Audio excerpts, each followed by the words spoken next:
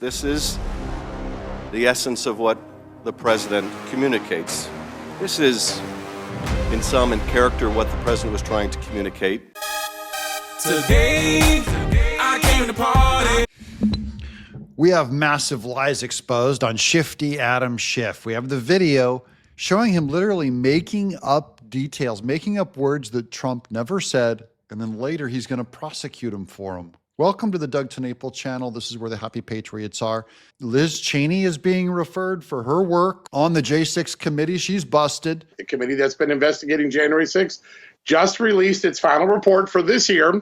It accuses Liz Cheney of tampering with the witness, Cassidy Hutchinson, trying to influence her testimony. It formally recommends that the Federal Bureau of Investigation criminally investigate Liz Cheney when President Trump takes over on January 20th. There could be legal action for her destroying evidence, destroying documents. As she left that J6 hearing, she made sure that there was no evidence left in their communications, conveniently.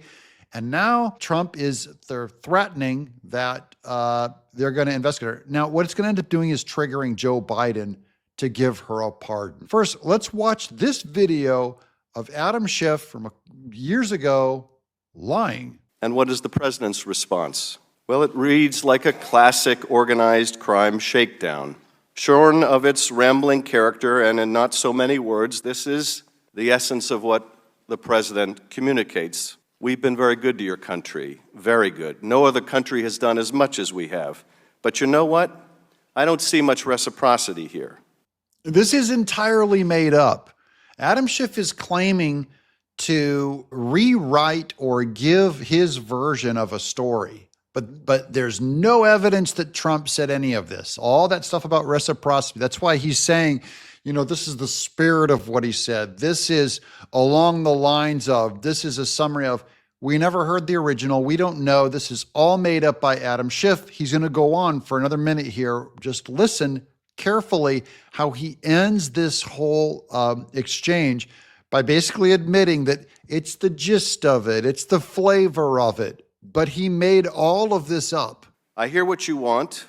I have a favor I want from you, though. And I'm going to say this only 7 times, so you better listen good. I want you to make up dirt on my political opponent, understand lots of it. On this and on that, I'm going to put you in touch with people, and not just any people. I'm going to put you in touch with Attorney General of the United States, my Attorney General, Bill Barr. He's got the whole weight of the American law enforcement behind him. And I'm going to put you in touch with Rudy. You're going to love him, trust me. You know what I'm asking, and so I'm only going to say this a few more times, in a few more ways. And by the way, don't call me again. I'll call you when you've done what I asked. This is, in sum and character, what the president was trying to communicate. This is a made-up work of fiction when you have absolutely no evidence. Now, we're going to go to the Federalist. I have an article exposing more on Adam Schiff from Molly Hemingway. Okay, look at this. This is at the Federalist. Here's 3 Russia hoax bombshells hidden in the IG report on the DOJ surveillance of Congress. This is by Molly Hemingway, one of my favorite journalists. Last week, the Department of Justice Inspector General released a report on some of DOJ's tracking of communications from media and congressional figures as part of its purported investigation into who was leaking classified information against Trump in 2017. Who leaked it? 3 significant bombshells about Russia collusion host were hidden inside the dense and dry 100-page pack report.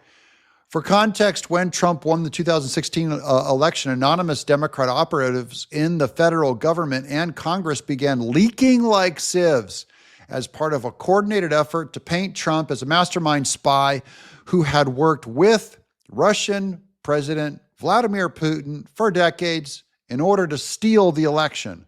That is, of course, a lie they told. Bill Clinton still repeats it, that he and Hillary still believe it. It's still reported on the Democrat side. It is delusional and false. An outlandish and unhinged conspiracy, as the conspiracy was. It was fueled with daily drops of classified and deceptively packaged information designed to make it appear legitimate. The corporate media dutifully regurgitated and published and aired the leaks as part of their campaign against the Republican president. To make things worse, Nakashima, Barrett, and Entis were awarded a Pulitzer Prize, again, discrediting the Pulitzer Prize forever, for their perpetuation of the Russian collusion hoax and other reasons. The leaks, which threatened national security and were intended to get Trump removed from office through the White House into chaos. Okay, so bombshell number one, real quick. A Democrat whistleblower identified Schiff, Swalwell as the leakers. So who are the leakers? It's Schiff and Swalwell, who slept with a Russian spy.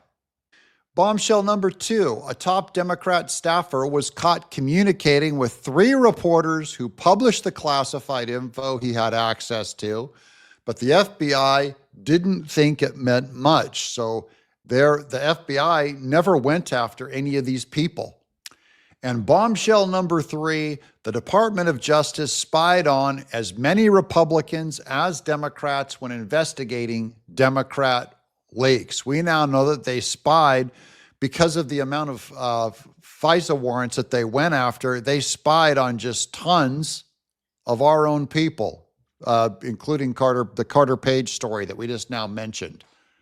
And finally, the decision to leak the investigation as a pretext to dig into those Republican staffers' communications instead of tenaciously targeting Democrat leakers or taking the deluge of leaks from the Department of Justice itself seriously, a great example of why the Department of Justice needs massive reform in the next administration.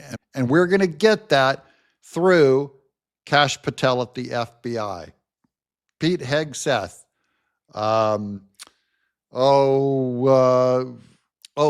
Bondi. We're going to get a bunch of it, guys. It's all going to get reformed. It's all going to get investigated. All of this will finally get to look from the other side, from the government side of all this stuff. And of course, report all of these truths right back to you on how your government was corrupt. What they did to Trump is unconstitutional, unthinkable. Democrats started this lawfare. We have to end it. We have to give them some of it back in kind so that what we want is Democrats and Republicans to get together and pass laws to end politicization of government.